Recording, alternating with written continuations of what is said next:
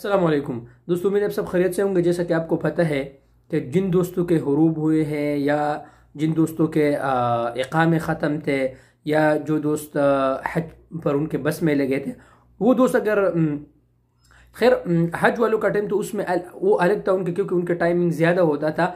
लेकिन दोस्तों जिनके हुरूब थे, जिनके जो भी हुरूब वाला केस था, वो जेल के ज़रिए जो भी दोस्त जाता था तो उनको उन पर पाबंदी 3 से 5 साल तक का होता था।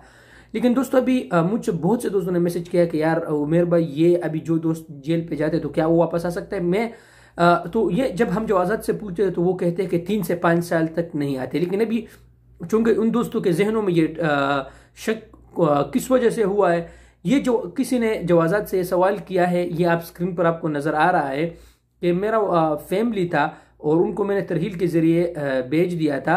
क्या वो वापस उनका और उनके बसमात अभी तक मौजूद है, क्या वो वापस आ सकता है 6 साल पहले कि नहीं आ सकता? तो जो आज़ाद ने उनको ये नहीं कहा कि ज़ियारा वाले, कहा कि जो भी जेल के ज़रिए जो भी आमिल जो भी वाफिद जेल के ज़रिए जाए तो वो नहायन सऊदी अरब नहीं आ सकता इल्ला उम्र और हज के ज़रिए।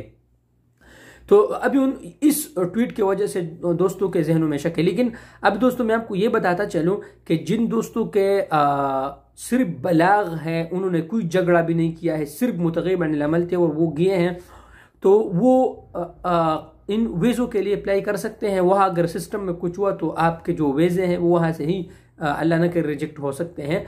लेकिन इंशाल्लाह कुछ ऐसा नहीं होगा। लेकिन जो आप दोस्तों के जहनों में जो शक है वो उस ट्वीट की वजह से, लेकिन ये जो आज़ाद ने वाज़ेह किया है, बाकी पता नहीं है, कोई ऐलान ऐसा नहीं हुआ है। लेकिन इस ट्वीट में उन्होंने कहा है कि जो भी तरहील के जरिए जाएगा वो निहायन वापस नहीं आ सकता।